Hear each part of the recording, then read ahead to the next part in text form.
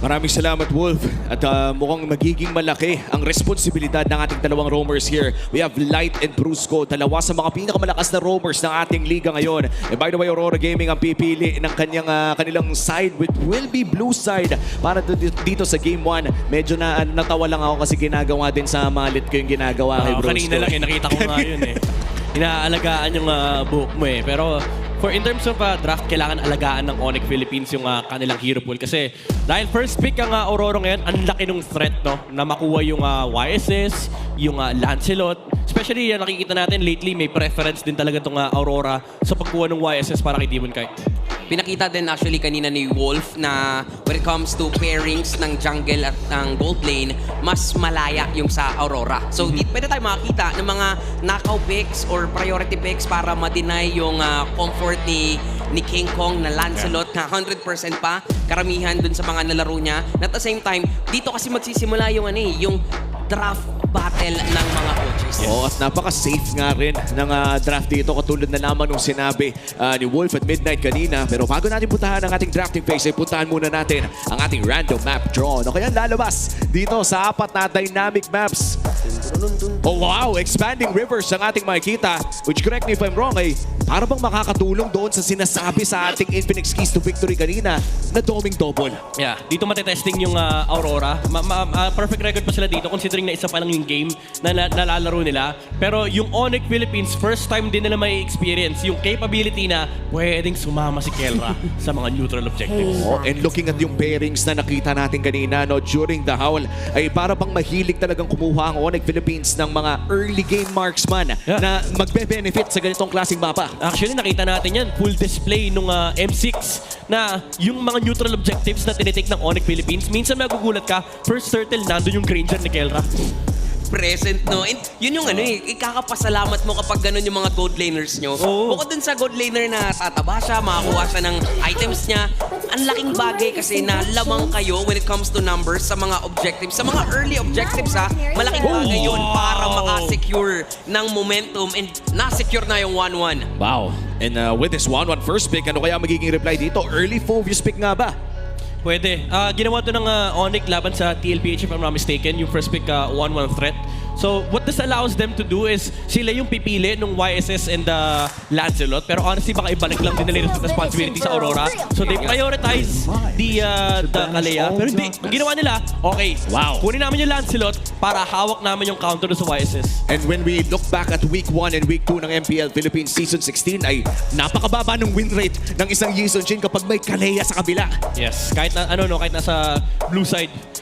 Actually, in fact, wala nga atang panalo yung Yizun Shin against sa Kalea. Time na yun against the Kalea. So this is really threatening for Aurora.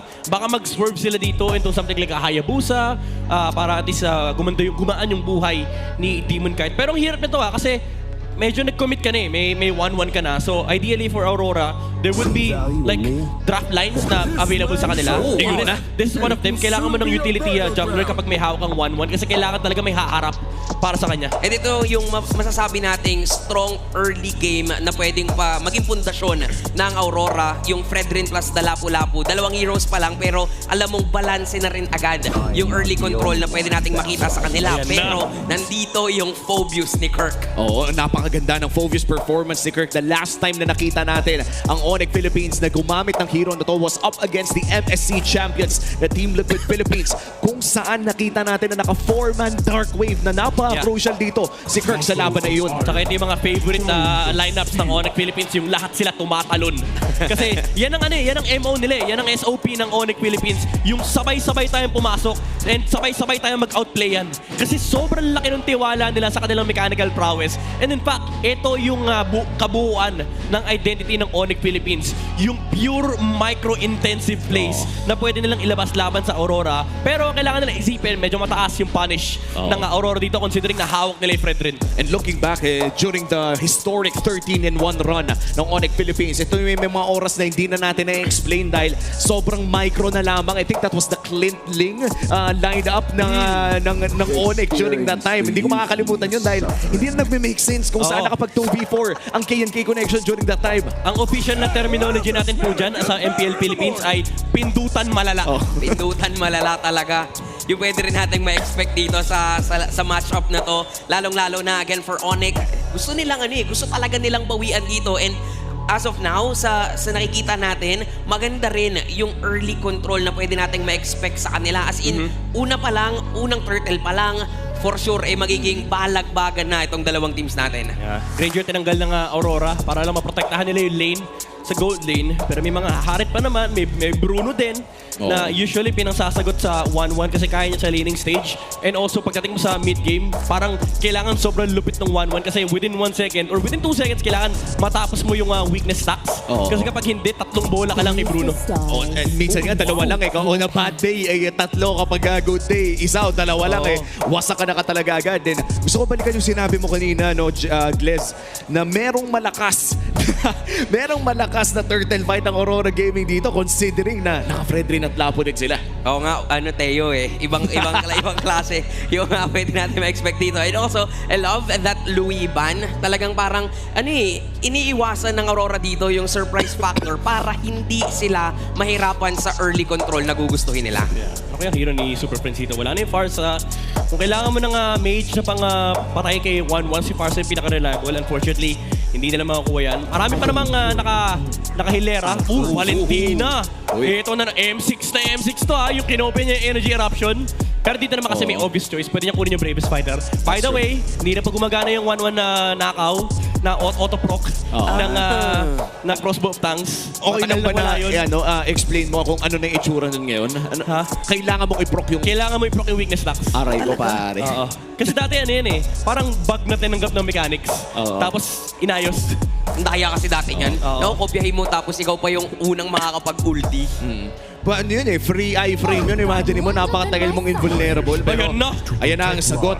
Hylos Kimi for the side of Aurora Gaming. Double marksman setup for Aurora. Ganda nito sobrang lala nung protection doon sa dalawang marksman tapos wala kang bypass. Meron kang Lancelot. Meron silang way to actually bypass the front line. Ang problema kasi Hylos yung katapat ng Lancelot. Usually kapag may Hylos sa isang game, hindi ka ganun ka-confident mag-dash. Kasi baka mahuli ka ng sundot ni Hylos. So now Onyx Philippines, they have to find a gold laner that can actually bypass these frontliners. Harris comes to mind. Pero di natin sure, baka mamaya may Obsidia counter versus the 1-1. Pwedeng ilabasin ni Kelra. Yun nga rin yung iniisip ko Baka kung may oras na ilalabas na si Obsidia, why not in the hands of the gold standard? Bigyan mo na skin. Bakit hindi mo ibigay kay Kelra against yung 1-1 na kina-counter pick din? Pero it seems na pupunta muna tayo kay Claude. Isa rin na safe na sagot against Aurora. Ganda niyan, actually. Yun yung sinasabi ni Midnight na pwedeng i-bypass nga yung mga frontliners. BMI ka lang, tas Blazing Do It. Pero because of that, parang magkakaroon talaga ng balancing matchup when it comes to the gold lane. Parehas sila na pang late game. Tsaka, honestly, sa sobrang tagal na naglalaro ni Kelra, kabisado niyo itong matchup na to. Yung Claude versus 1-1. On paper, and in practice, lamang ng konti yung 1-1. Pero pag magaling kasi yung Claude, na-equalize. Tapos pagdating ng level 4, medyo magugulat ka na kayang balik na rin ng Claude yung tapatan. Kasi ginagamit na yung Blazing Do It pang contest ng Crab. Minsan pang contest lang nung 1-1, ipapagamit yung Inspire. Tapos magbi-BMI out. And so far, itong Claude de Kenray, historic na rin during MSC 2021. Isa rin ito sa mga nilaro talaga ng maraming beses as we enter this international rivalry between Aurora Gaming and Onyx Philippines. Magtatapat na naman sa local stage. Ang uling beses na nagkita itong dalawa na kanamang ang Aurora Gaming. Ano kaya magiging istorya sa pagpasok natin sa game number 1? Welcome to the Land of Dawn. It's the first game of this best of 3 series. Ano kaya pwede natin na-expect sa maagang part ng larong ito? I would say, kailangan abangan yung mga early rotations ng dalawang jungler. Especially this time, si Demon Kite ay naka-utility jungler. And si King Kong, usually naman kapag si King Kong yung kalaban mo, expect mo sa mid. Sa mid siya dadaan kasi yun yung kanyang Sigma pattern. But for Aurora, I would say, mas malaki yung pressure to actually be selfless this time around. Sanay tayo na nakikita si Demon Kite na sobrang greedy nung kanyang mga ikot na minsan re-recta siya ng gold lane, magpapunish siya. Pero this time around kasi Fred rin yung hawak niya. Grabe first Lito Wonder pa lang nag-meet up agad ang tagtatlong miyembro dito ng dalawang kupunan. Pero makakuha ang Lito Wonder dito ng Aurora and I'm really excited to see yung matchup din talaga ng mga junglers natin. Ito yung sabi ni Midnight na si King Kong ay dadaan dun sa gitna pero mabubuhay pa rin naman si Light, popping that Revitalize. Pare, naglakad lang para. Oo. Actually, pagka-dash ni King Kong, sabi ni Light, sige, di ako gagalaw. Di ako tatamaan ng Thorn Rose. Ganyan counter rin ng Lancelot. Pag di na siyang dikitan mo. Kasi pag nag-torno siya, di tatama yun. And we saw that Kote 4K para dito kay Light and naging napakaganda nito para sa side ng Aurora. At least nabuhay sila sa unang attempt ng Onyx Philippines. Pero ito ang tagisan talaga ng dalawang teams na napakalupit ang early game. Yeah. Sino kaya ang unang madudulas? Kasi parang doon natin makikita eh. Grabe si Kelra, pinangnanakaw ng crab yung Art of Thievery. Naka-ano nga din siya naka-sprint din siya dito. Yun nga eh. Diba? Normally, flicker yung ginagamit ng, meron pa nga vengeance eh. Pero sa kanya, sprint para mas mabilis sa mga teamfights. Meron din yung version ng Claude na naka-purify, pinanlalaban nila doon sa 1-1 para di ka makapitan ng stack. Gusto ko? Oo. Pero mukhang hindi pa ata nila bibigyan ito. And so far, first turtle of the game ay nag-spawn na nga rin. Oting 1v1 lamang between Domingkite and Kelra. Pero kung mauuli sa pwesto ang side ng Aurora. Pero yung pag-re-reset ito, mababawi ng Onyx Philippines ang area ng turtle na ito. Nakapwesto dito ang Onyx. Same with Aurora. Level 4 na actually si Light. Same with dito si Brusco na nakasetup na nga nakita si Edward. Sabay, ulti din na kinopia. Previous fighter. First blood must secure ni Super Phil. Pati din si Kelra. Blazing Duet pero makukuha pa rin ni Demon Kite yung turtle. Pero ang gagawin na lang ng Super Fam, isa-isahing patumbahin ang Aurora. Turtle para sa presyo ng tatlo. Sino nga ba nakalamang sa trade na yun? Alam mo, lamang yung Onyx doon kasi napakaganda ng sequence na ginawa nila. Si Kelra kanina, mamaya natin pag-usapan yun. Grabe, mainit talaga si Brusco, pati si Kelra. By the way, yung setup na yun, sobrang importante yung ginawa ni Kelra. Nakipagsuntukan siya kay Domingkite kasi kinailangan niyang ipaglaban yung kanyang level 4. Even though na-poke siya ng konti, sobrang tatag ng paninindigan namin yung katawan niya nilagay niya sa tabi ng pader para hindi maabot ni Domingkite yung huling stack nung weakness. So nauna siya nakapag-clear and after niya nakapag-clear, rumekta siya, dumaan sa middle lane, pumunta sa turtle, dun nag-decide yung Onyx na mag-engage. And we talked about this earlier na makakatulong pa nga yung expanding river sana sa pagdo-double lane ni Domingkite pero mukhang nakatulong instead sa Onyx Philippines na magkaroon ng Kelra ng napaka-aga sa loob ng turtle fight na yon. And that is the second gold crab na mananakaw ni Kelra by the Art of Thievery. Sobrang importante nung fact na yung concept lang na yung Claude ay bumibili ng boots. Yung one kasi medyo greedy eh. Ayaw nilang bumili ng boots kasi para meron silang mobility. So itong warrior boots na may hawak ni Kelra, it adds to the layer of gameplay ng Onyx Philippines. Kasi nasusurvive niya yung laning stage, hindi siya kailangan intindihin ng Onyx Philippines. And then una siya nakakalabas sa gold lane. Kaya naman napag-iiwanan yung 1-1 for Aurora. Ayan na, si Doming din nandito at present na. Pero si Prince na mismo, ginamit yung Glorious Pathway papunta dun sa may bandang gilid lamang pero naipit. Naipit ni Light si Kelra pero sobrang hirap din naman hulihin talaga ng isang Claude. Saktong-sakto, 15 seconds na lamang ay lalabas na rin ang pangalawang pagong ng larong ito. Mukhang may binabalak na masama ang Onyx Philippines dito kay Edward. Pero hindi naman ata nila itutuloy. Nakita nila si Demon Kite. King Kong trying for the steal. Pero si Demon Kite pa rin ang makakakuha ng greens na yun. At mukhang sisimulan na nga ang turtle na ito. Hahawakan ng Aurora Gaming pero umaaligid lamang sa background ng Onyx Philippines. This is gonna be a 4 versus 4. Ang inaantay ko din kung anong kokopyahing ulti ni Super Prince. Ayun, pwedeng kay Edward pero ganda nung zoning na ginagawa dito ni Light. Brusco dives in. Nakita niya si Demon Kite pero makukuha pa rin ni Mr. Consistent Edward. Yung turtle at mananalo sa teamfight na to ang Aurora. Free hit lang si Yui sa likuran. Kinakailangan tumakbo ngayon ni Super Prince pero habulin pa siya ni Demon Kite. At after nung turtle, rekta dun sa purple pero may 1v1 and the gold standard will win that situation. And after all of those things na nangyari sa loob ng teamfight na yun ay makakalamang ang Aurora Gaming ng 600 gold. Mapapilitan pa nga si King Kong na mag-Phantom Execution palayo. Super Prince, however, ay magbibigay lamang ng vision. Aurora Gaming, napaliktad nila ang early game. Yeah, short-term wins para sa Aurora. Nakuha nila yung pagong good steal mula kay Edward. Ang ganda ng attempt ng Onyx eh. Naka-layer yung hawak ni Brusco kay Fredrin. And then pagpasok ng Phantom Execution, Thornrose Retribution. Pero somehow, na-insert ni Edward yung damage para manakaw yung turtle. That gave them the short-term win for Aurora. Unfortunately, napatay ni Kelra yung 1-1. So in terms of actual net gain, mas lamang yung Onyx pagdating sa scaling. Oo, parang yun din yung ina-avoid mo talaga. If you're running a 1-1 composition, ayaw mo na bigla na lang mawala o mayatap yung gold laner ng biglaan ng ganun lamang.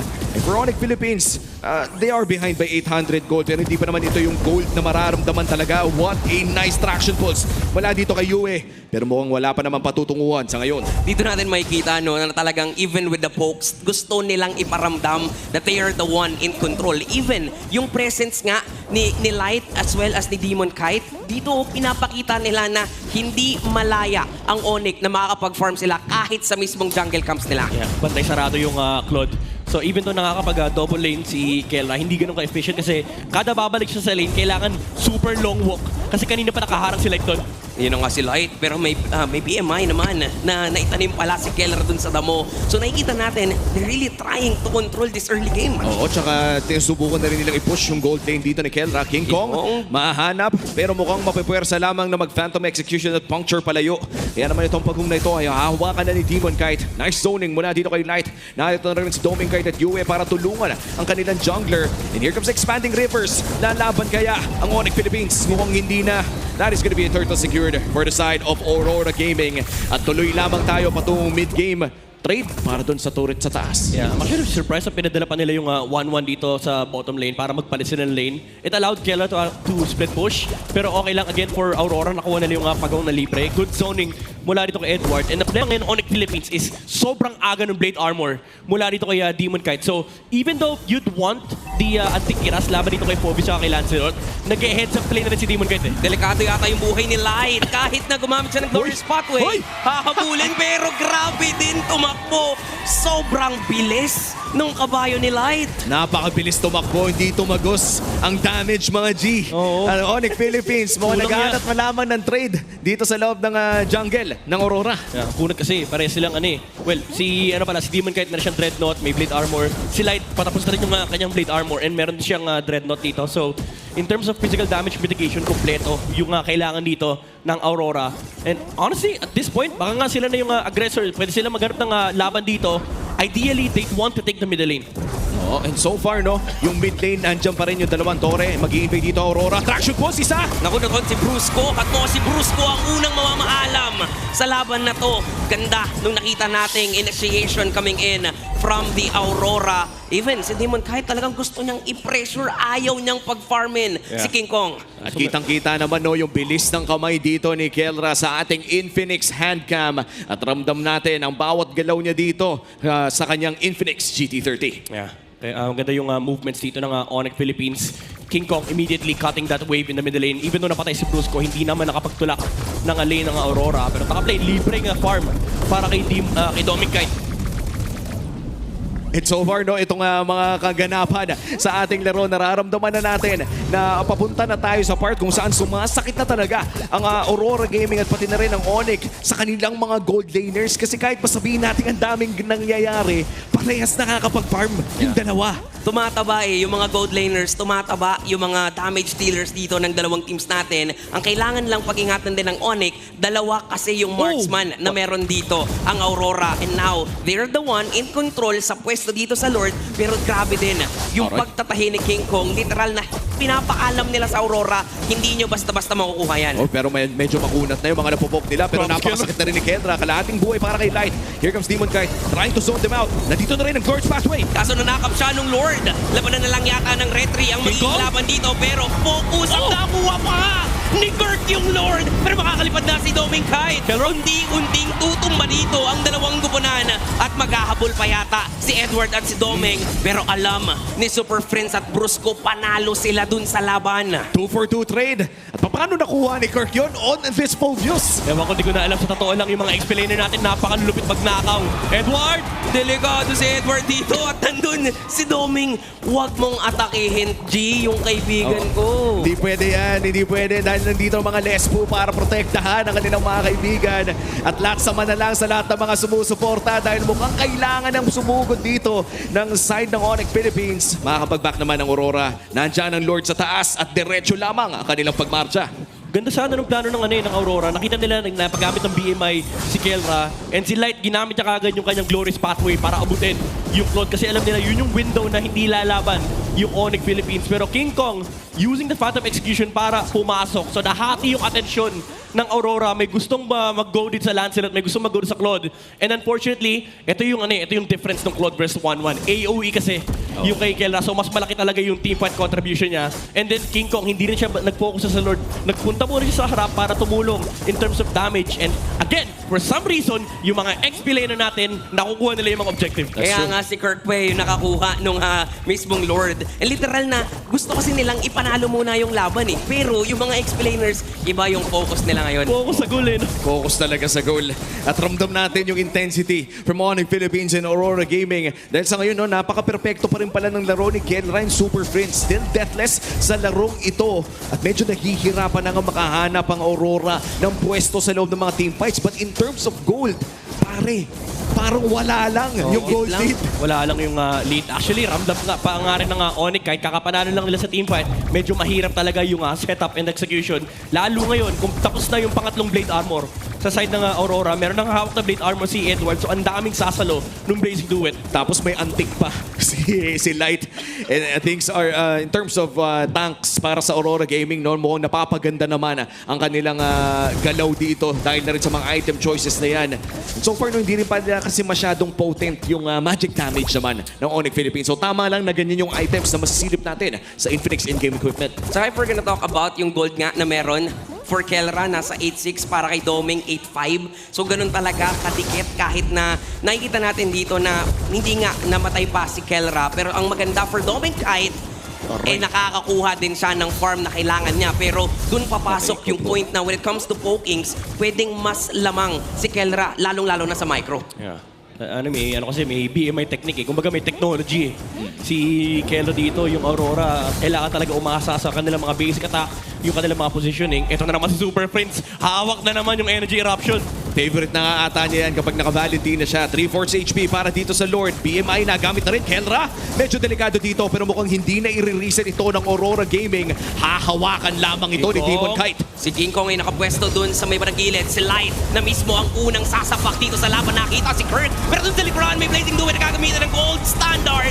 Pero makakalipad. Naku, Din Lord. naman si Doming Kite. Dalawa na yung babagsak sa Super Fam. Matutuot ni Super Prince dito si Doming. Pero ngayon, mamamatay si Kelra at si Super Prince na lang ang matitira sa Super Fam. At sa paglipad ng eroplano, natikman ng mga day 1 yung pagbabanat ni Domen Kite. Ratatatatat mula sa langit. At mukhang rekta na dito sa mid para dito sa Aurora. Kaya na nga yatang dabusin to. Kaya na nga yatang i-secure ng Aurora ang game number 1. At parang ganun lang, one way ang sagot ng Aurora. They take game number 1. Isang team fight execution lang. It allowed Aurora to seal the victory in game number 1. Mamaya makikita natin, sobrang crucial by the way ng play na ginawa ng Aurora.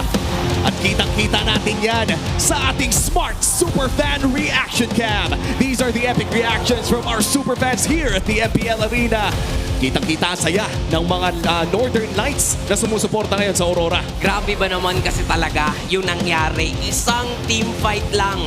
Isang team fight lang na akala nga natin maganda yung control na ginawa doon ng Onyx. Pero that just shows kung paano din nag-ready sa microhan ang Aurora. Alam mo, ganito dati yung solusyon sa Claude. Para di mo maramdaman yung Claude damage, magdikit-dikit kayo. And ganun yung ginawa ng Aurora. And unfortunately, for King Kong, dahil dikit-dikit sila, tempting na siya Nag-phantom execution siya papasok. Kaso, yung sinasabi natin kanina, nakasalubong niya yung sundot nila. At ibang klase din nung nakalipad na nga si Doming I think for the first time in this entire game. Ngayon ko lang ulit nakita yung lipad na yun. Of course, hindi magiging posible yan kundi dahil sa mid-lane performance ni Yowie on that Kimmy. Ang daming beses niyang binato yung traction balls para lamang mang-poke. Pero parang nakondisyon na rin tuloy yung Onyx Philippines na minsan di mo alam kung wala lang o meron talagang binabalak na masama. Kanina nga yan nung binabakita natin yung item, nung nagkakasabihan na tayo na may Blade Armor na yung Aurora, pag chinik mo yung lineup ng Onyx, walang may hawak ng Radiant, walang may hawak ng Blade Armor, kaya tumatagos yung damage